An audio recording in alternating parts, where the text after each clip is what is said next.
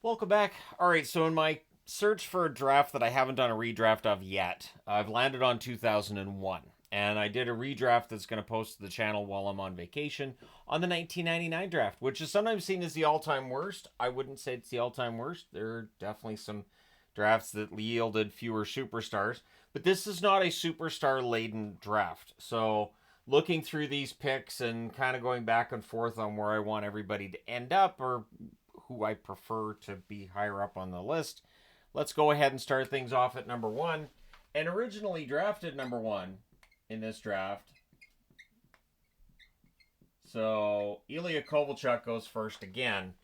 And the debate would be between he and the player that went number two originally in the draft. And I just feel like Kovalchuk, for his goal scoring and his overall play, yes, he's left the NHL twice.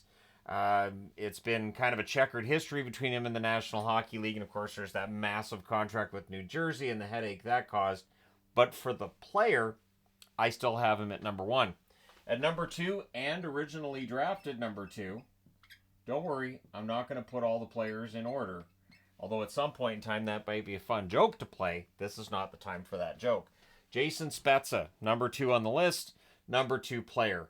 Longer career than Kovalchuk, but I think Kovalchuk the better player, better goal scorer. But again, Spezza had a nice long career. Shame he didn't win a Stanley Cup during his time in the National Hockey League, but he goes at two as he originally went to the Ottawa Senators back at that stage. And he was a better pick for Ottawa than some of the other top draft picks that they had during that era. Number three on the board and going to Tampa Bay in this one. Originally went number six.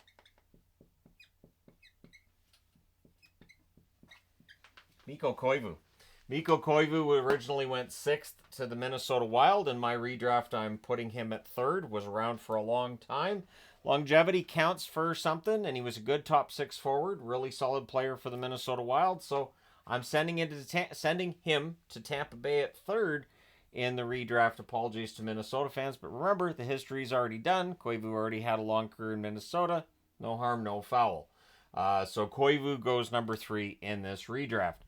Number four in the redraft is, so at number four, originally taken 12th overall, defenseman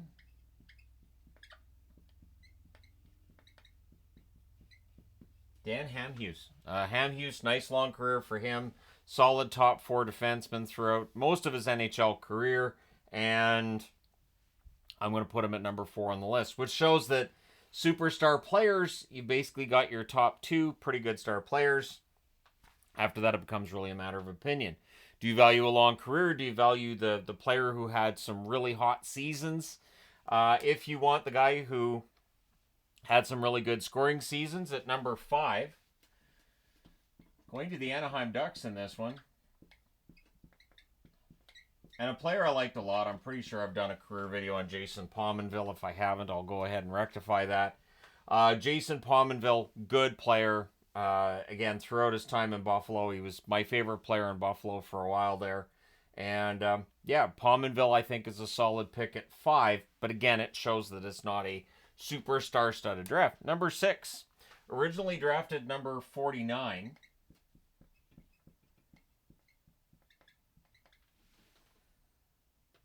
Yep. Always had a hard time with this one because there's two M's and two L's. Mike Camilleri. Mike Camilleri, up and down career, but again, where it averages out and looking at it overall, I think Camilleri at number six, good forward. So loss of Mikko Koivu, you get Mike instead of Mikko. Not too shabby, I think. I think Camilleri's a good consolation prize for Koivu. Do people agree? Maybe, maybe not. Doesn't matter. Number seven, because anything I say isn't going to change anyone's opinion one way or the other. Number seven, going to Montreal. Patrick Sharp.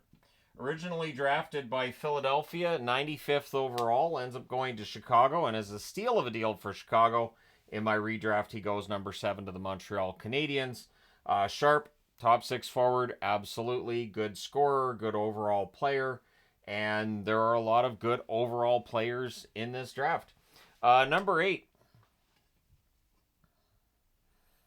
So originally drafted at number 71.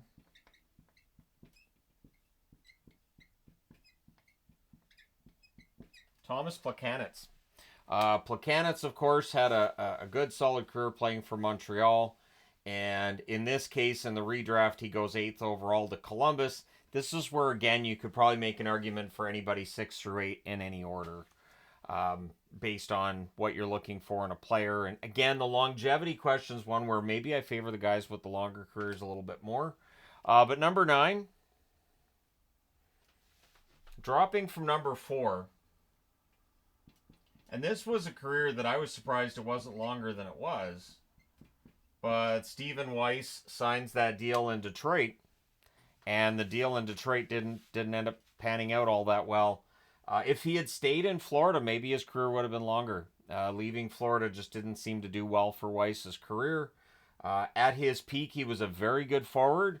Could have gone as high as like 4th or 5th in a redraft if I'd done this way back when he was scoring for Florida. But where his career ends up and all that, I'm drafting him 9th overall. All right, at number 10, moving up from 13th, Ales Hemsky.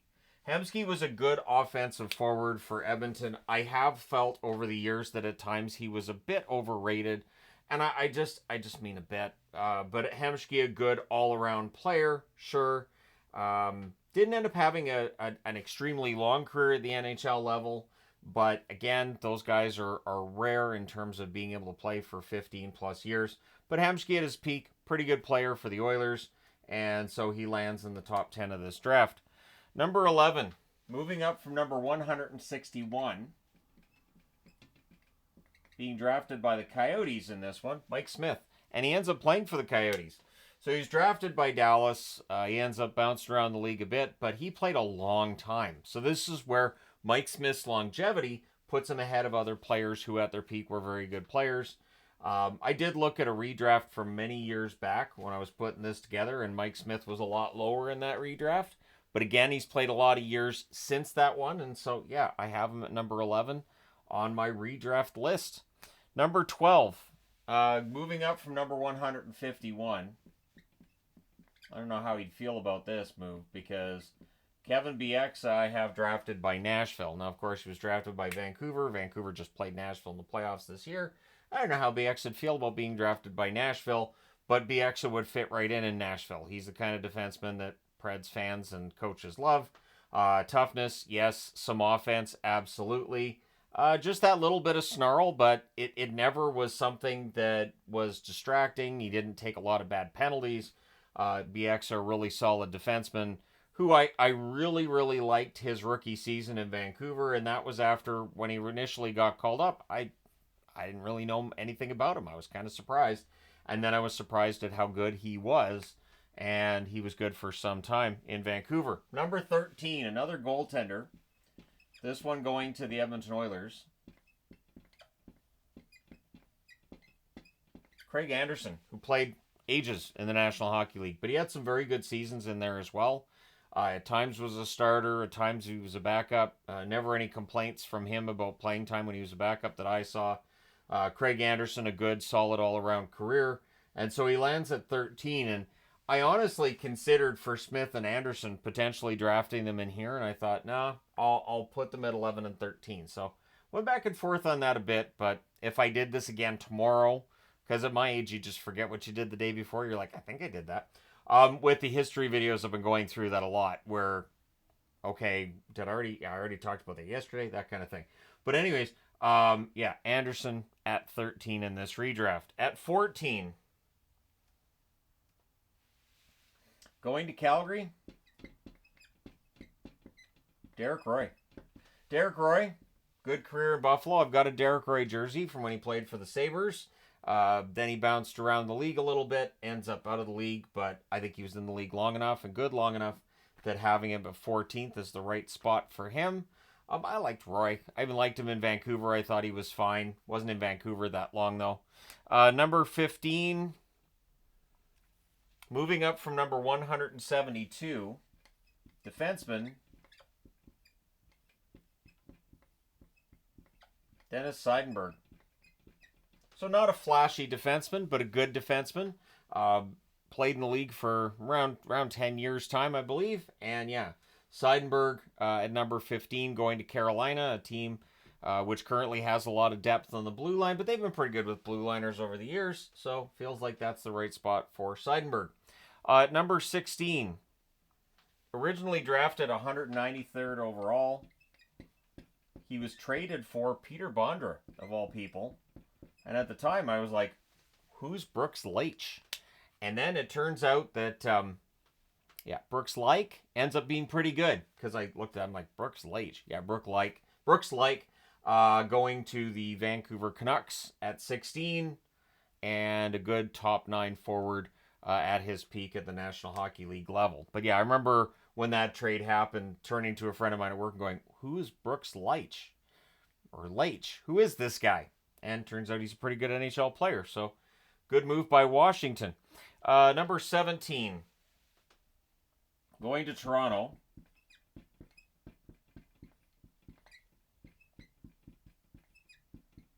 Christian Ehrhoff.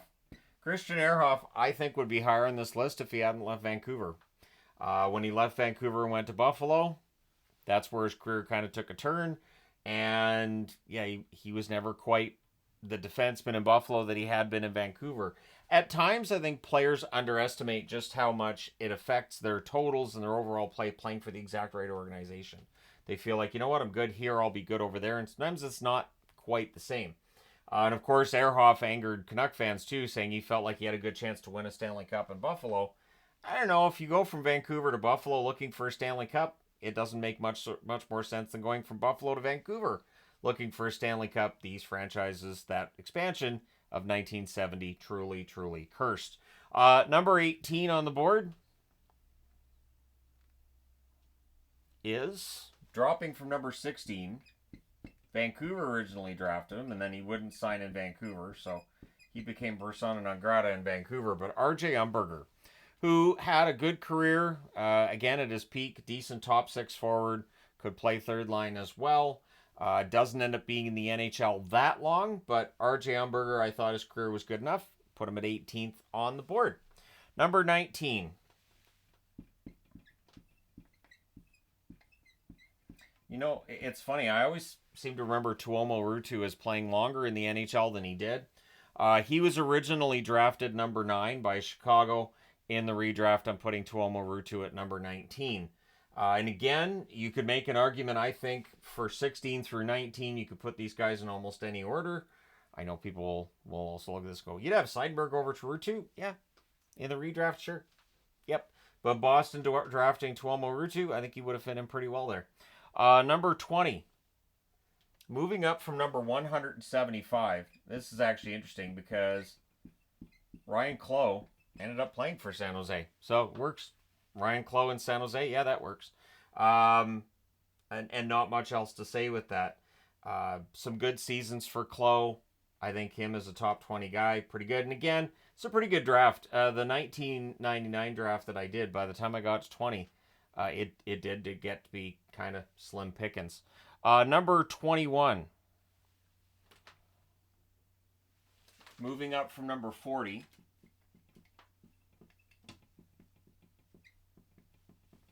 Fedor Tyutin. Defenseman that I liked because it's fun to say Tyutin. I mean, I'm 12, so of course. But Fedor Tyutin, top 4 defenseman at his peak at the National Hockey League level.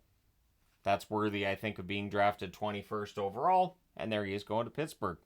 Number 22, moving up from number 176. You know, what I remember with Marek Zedlichky, too, is he was a player that there were a couple of different EA Sports NHL games that I would pick up Zedlichky, and he played really well. When I was simulating as the general manager, bringing in Zedlichky, he solidified that blue line. I did it in multiple GM mode files. He did pretty well. So Zedlichky was fun as a veteran at that time, too. But again, veteran defenseman, he played in the league a long while, and so I feel like at 22... good spot for Zedlichky. You guys can let me know your thoughts in the comment section below, as always. Number 23. And drafted number 23 originally. I felt, you know what?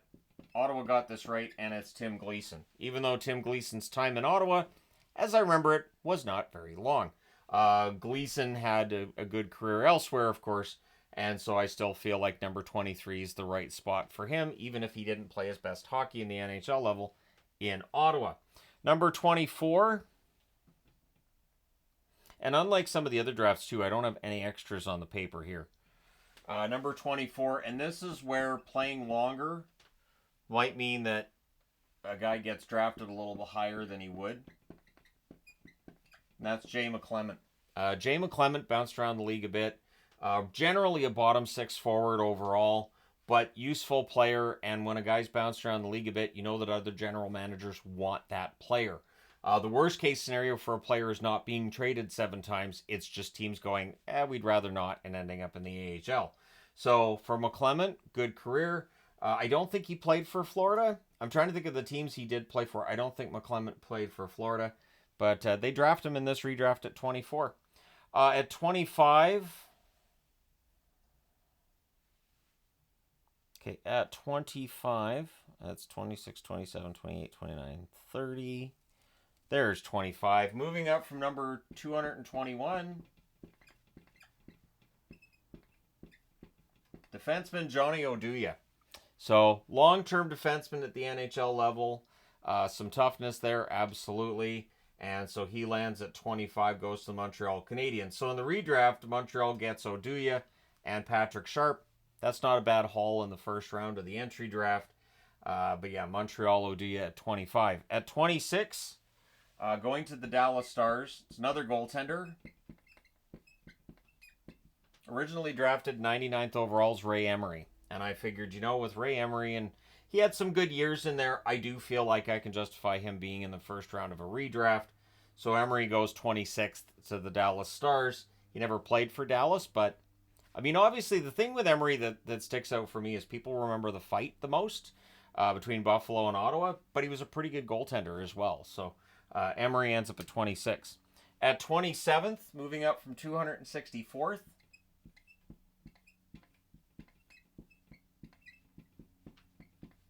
P.A. Parento, a player I like that I don't know that if other people did or not, but I thought Parento was underrated a bit. During his career at points, there were times where I felt like he was underrated. He'd be, putting up some points and goals, and nobody'd be talking about him. So now here I am talking about him in a redraft video years later. So there you go, P.A. Parento. Number 28. I'm going to have to figure this part out here because I'm going to have to figure this one out. I had the same number written down twice. So at number 28, going to the New Jersey Devils,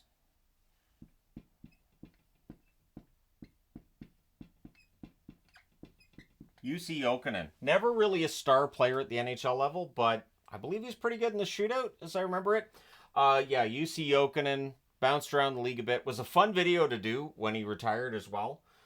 Because of the fact that he did bounce around the league. Did not reach Mike Sillinger levels, but he did see his way around the NHL. And so Jokinen goes 28th. Again, mostly a bottom six forward as a player, but known for being pretty good in a shootout. Number 29, another goaltender, moving up from number 63. Did I mention with Jokinen where he moved up from? He was originally taken 192nd overall. So at 29th, another goaltender, Peter Budaj. Every time I do a redraft, there's going to be goaltenders that move up into the first round. Goaltenders are really unpredictable. So there's always goaltenders that move up, which causes people to say, see, why don't they take more goalies in the first round? Because while there's hits that move up, there are plenty of other goalies that never make it. Very unpredictable group. But Budaj ends up being a decent goaltender for a while there. Had some seasons as a starter. And so, he ends up 29th going to Chicago, which means in the redraft, Chicago gets Stephen Weiss and Peter Budaj. Good day of work. And number 30, finishing this one out,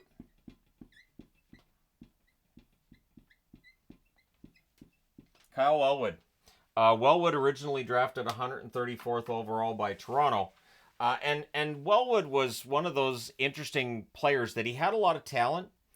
He could score. There was no defensive intensity, and he was pretty easy to knock off the puck. So what eventually saw him out of the NHL was that he was just too easy to knock off the puck. You just needed a little bit more from him than what you were getting. But as a scorer, he was good. And he had a good run there with Vancouver after having a good run in Toronto. As a scorer, just that intensity wasn't necessarily there. But Wellwood ends up number 30 in number 30 in the redraft. Easy for me to say. Anyways, there you go. Redrafting the 2001 entry draft. You guys can let me know your thoughts in the comment section below as always. Hit like and subscribe if you haven't done that already. And I'll try to make sure I can count to 30 for the next one so I don't have to do any kind of pausing. Because wrote numbers down that, yeah, they were the same. Anyways, thank you guys so much for all your support. Hit like and subscribe if you haven't. I will talk to you again soon.